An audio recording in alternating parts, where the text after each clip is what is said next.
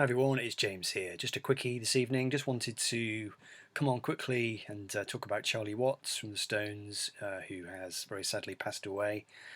Charlie was 80 years old. He had a great innings, wonderful chap, and I knew he was ill. I'd heard recently that he was not going to be on the latest Stones tour. He'd been replaced by Steve Jordan, but I don't think anybody realised that he was quite so ill, as Paul McCartney said in the statement he made this evening. So yeah, I was genuinely saddened by Charlie's death. Really, he was such a kind of stalwart of whatever you want to call it, rock music, rock and roll music. I went to the woods and had a little walk after I heard the news and listened to the Black and Blue album, which is I think one of Charlie's greatest albums. I was going to compile a list. Well, I have compiled a list of 10 of my favourite Charlie performances. But when I was playing this record CD, I was thinking every one of these tracks I could easily put on the list.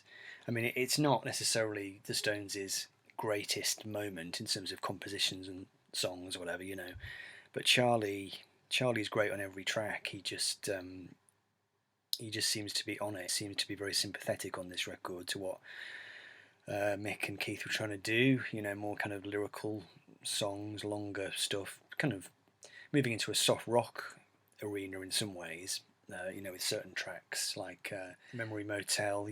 Charlie does some wonderful playing on that track. It's so kind of just beautifully architectured and smooth. He doesn't play all the way through it, which is quite rare for Charlie.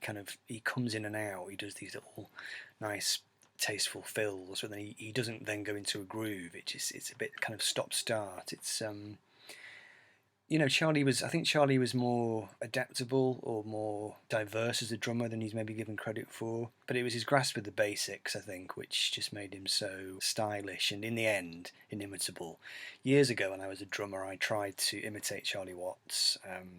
I went through a period of trying to be John Bonham and trying to be Keith Moon and trying to be Roger Taylor from Queen. I never really approached the calibre of any of those drummers. I'm not saying I approached the calibre of Charlie Watts either, but what I liked about Charlie was that he was not lick based. You get these drummers who are keen.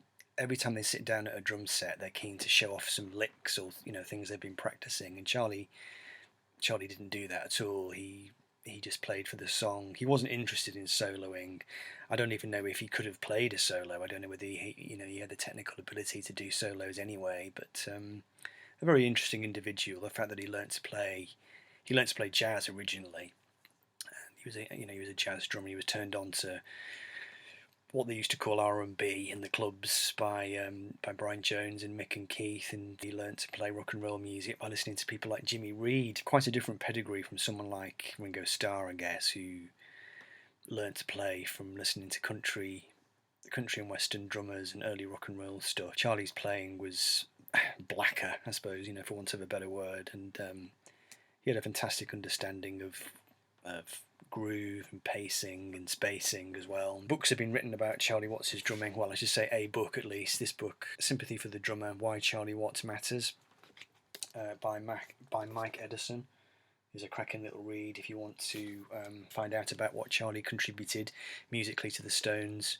Very interesting book. It goes into his playing style and how he was different from a lot of the drummers who were around at the time. He wasn't like Ringo Starr. He wasn't like Mick Avery. He wasn't like these kind of early pop rock drummers. There was no element of the Mersey sound in Charlie's playing. He came from a totally different place, and his heroes were people like Charlie Parker and Max Roach and Dizzy Gillespie.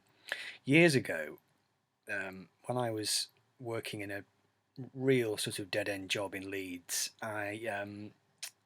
this was back in about 2001, and it was a desk job, and I was so bored in this desk job. But I started Googling, looking around for interviews with drummers, and I found some wonderful interviews, transcribed interviews with Charlie Watts, and I used to sit at my desk reading these things, and I used to print them off and take them home and read them. And Charlie was always so erudite when it came to discussing drummers. He was mainly into jazz drummers, so from him I learned about people like Dave Toff and Big Sid Catlett, all these kind of early swing drummers, big band drummers. That's the kind of thing he was into. He was really into bebop drummers as well. He loved Max Roach. I think his two heroes were Charlie Parker and Fred Astaire, strangely enough. And he kind of borrowed that kind of dapper look from Fred Astaire. But anyway, these interviews, I learned so much from them. Just reading these interviews, and he was the voice of an outsider. Really, he didn't identify with rock music and rock and roll music. That was what was so funny about him. The fact that he was in this band, the Stones, and the greatest rock and roll band of all time, and such a giant figure on the landscape in terms of rock music, but he didn't see himself as a pop star, as a rock star, and I think he was misrepresented at the time as saying he didn't like rock music, which wasn't true. He did like rock and roll music, but jazz was his first love, and it's quite interesting. He always said that the main thing he always wanted to do as a rock and roll drummer was to make people dance. And his drumming with the Stones was always very kind of, it was big and bold, really. People talk about him having, jazzy chops, and he did have a jazzy style in a way, but the beats he played were always really definite. There was no mucking about with Charlie. He was so rock solid, and it's quite funny because the music he loved most was bebop music, which in jazz terms was jazz when they stopped trying to make people dance. Bebop was almost deliberately engineered as a sort of jazz music that would cause people not to be able to dance, and Charlie loved that. But in terms of rock music, what he was into was groove and danceability, and he could definitely do more than he was given credit for. I saw him play with the Stones on the Voodoo Lounge tour. It was wonderful to see him. He opened the show on that tour. The Stones started their set with their version of Not Fade Away, and it began with Charlie on stage on his own, playing this kind of Latin rhythm, and then the band then emerged onto the stage. But Charlie started the show on his own. I always thought that was such a cool thing to do, and he just kind of sat there looking so relaxed. He looked like somebody who was just watching the TV. Physically, he didn't seem like it was a particularly demanding thing to be doing. It was all in the wrist, as they say. And he had this little drum kit and these battered old cymbals, which he hadn't changed for years. He had one cymbal that was just falling apart, but he just loved the sound of it. Anyway, so at that concert, the Stones played.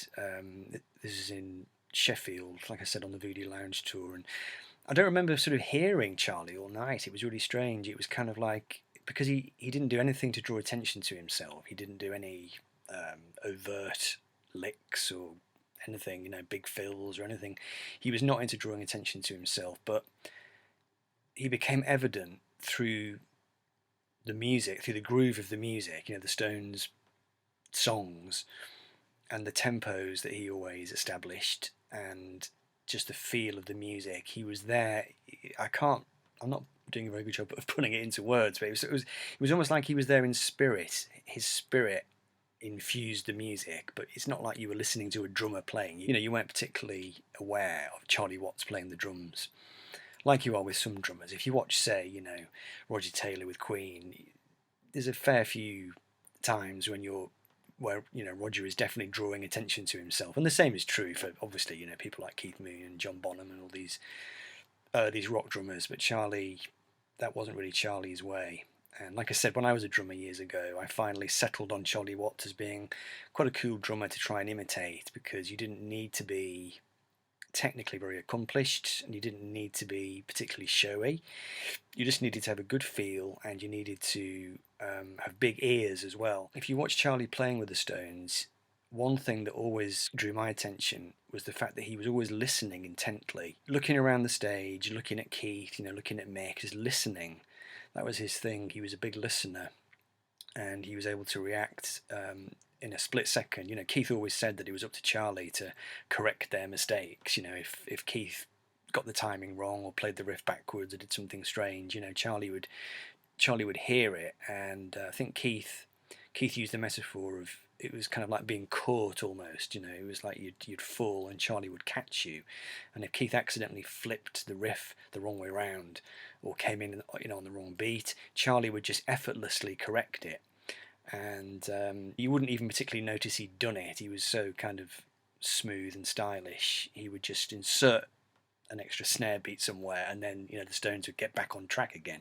It was like a train. It was almost derailed, and then Charlie just does one little maneuver and gets the train back on track. Wonderful stuff. Anyway, let's not ramble on too much more. Just want to run through some tracks that I think Charlie is magnificent on.